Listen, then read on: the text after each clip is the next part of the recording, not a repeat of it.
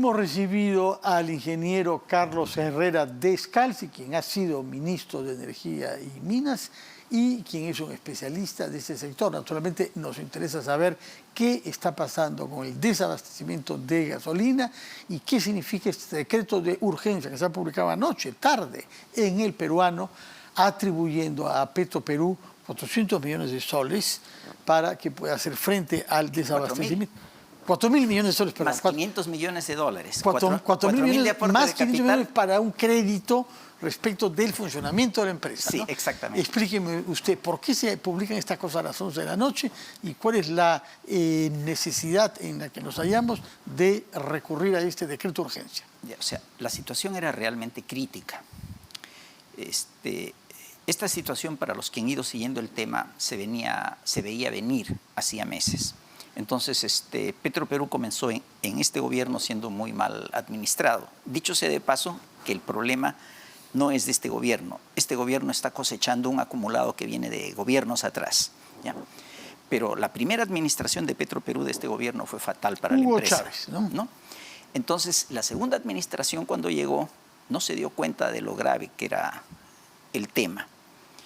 Y el problema resultó mucho mayor de lo que habían imaginado. Entonces pensaron que con un crédito un préstamo que les daban de 750 millones de dólares podían resolver la situación que tenían. Y la situación era en realidad mucho más profunda.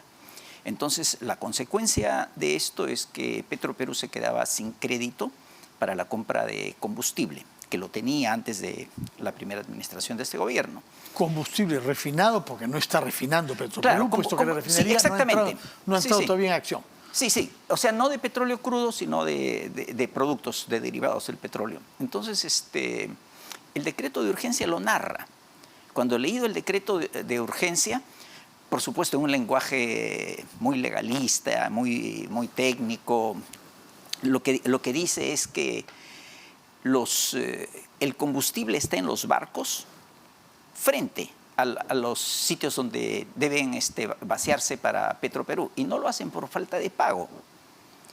Entonces, mientras no les paguen, no lo hacen. Al borde. Sí, lo dice el decreto de urgencia, pues en sus términos, ¿no? Así de crítica la situación. Entonces, y es válido que si Petroperú es más o menos el 40% del abastecimiento de derivados del petróleo a nivel nacional. De lo que la gente compra. Claro, eso no se puede sustituir. El otro 60% no lo puede sustituir, y no lo puede sustituir rápidamente. Hay un comunicado de Repsol hoy que hace saber esto, que hay una cola efectivamente de camiones para abastecerse en su refinería, puesto que tienen que suplir lo que otros operadores no están pudiendo hacer. Sí, exactamente, ¿no? Entonces, eso es lo lógico. Y la situación pues podría tener un impacto enorme. Entonces el gobierno ha tenido que hacerlo por eso, en esas condiciones. No tenía otra salida. Pero realmente, si el tema se hubiera seguido paso a paso, se hubiera dado cuenta hace varias semanas, por no decir un par de meses, que esto era irremediable. Pero se venía reclamando que se haga esto. Lo que pasa es que entregar prácticamente 1.500 millones de dólares. Uno suma los 4.000 millones de soles con los 500 millones de dólares, ¿no? Claro, me pongo en la situación del MEF y la comprendo. Hubo una reunión primero. Le dijeron con 750 millones de dólares la cosa está arreglada y te los devuelvo a fin de año. Y resulta que no era así. A fin de año, supuesto de que la refinería hubiese entrado en funcionamiento y pudiese vender el petróleo refinado por ellos. Y también se decía que la refinería iba a entrar en servicio este 15 de octubre. Y esto lo ha dicho la actual administración. ¿Cómo no? ¿No? Eso sí recuerdo, porque acá nos lo ha dicho Humberto Campodónico. ¿Cuándo va a entrar en funcionamiento? Es difícil saberlo porque ellos mismos no lo saben. Lo más probable es que no creo que puedan decir en 1 o en 2 meses. Entonces seguramente a comienzos del próximo año o en el próximo año. 3 meses. ¿Por qué se ha demorado aún más? ¿Por qué? ¿Y siempre así? ¿Los ingenieros no pueden? No. ¿Cómo se maneja un proyecto normal? ¿No? En un proyecto normal, todas estas actividades están en un cronograma, que es toda una red de precedentes, antecedentes, etcétera, y uno va haciendo el seguimiento.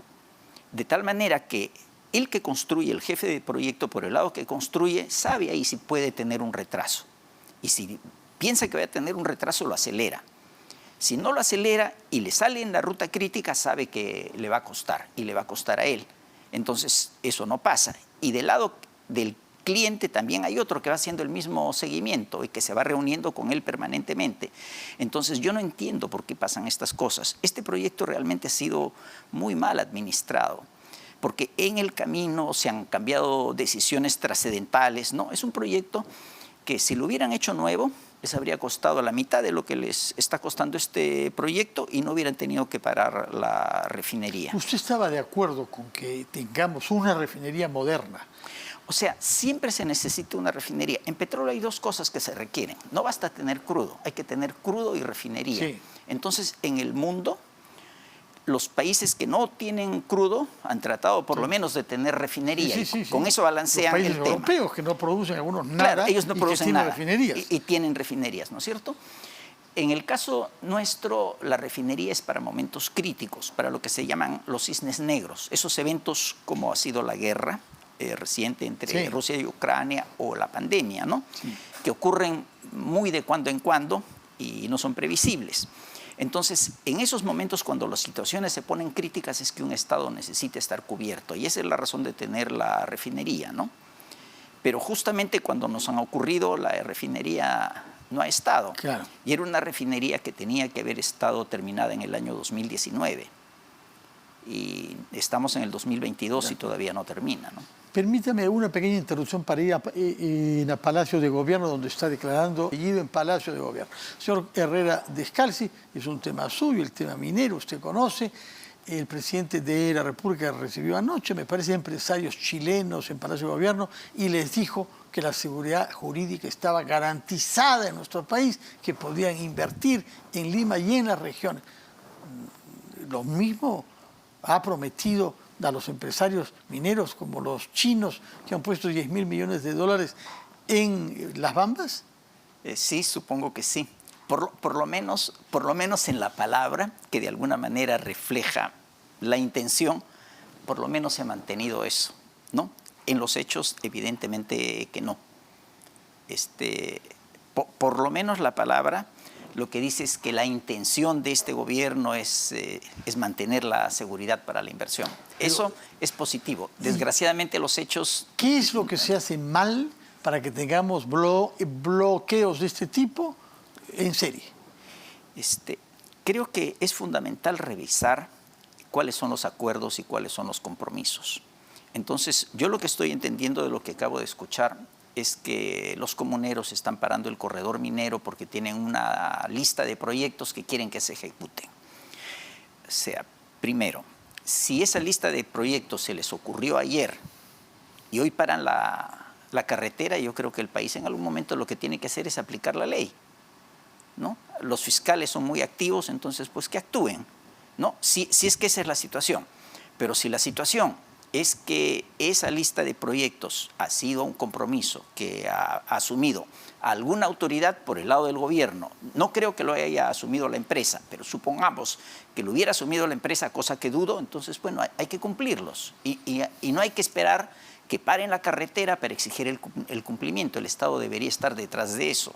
De acuerdo, muchas gracias, señor Herrera, por sus explicaciones tanto sobre el tema de carburantes cuanto sobre el tema minero, que ha aparecido en nuestras pantallas a propósito de las declaraciones de Guido Bellido en Palacio de Gobierno. Muchas gracias por su presencia. Muchísimas y que gracias tengan por la muy invitación. buenas noches. Vamos a hacer una pausa y retomamos las cosas como son.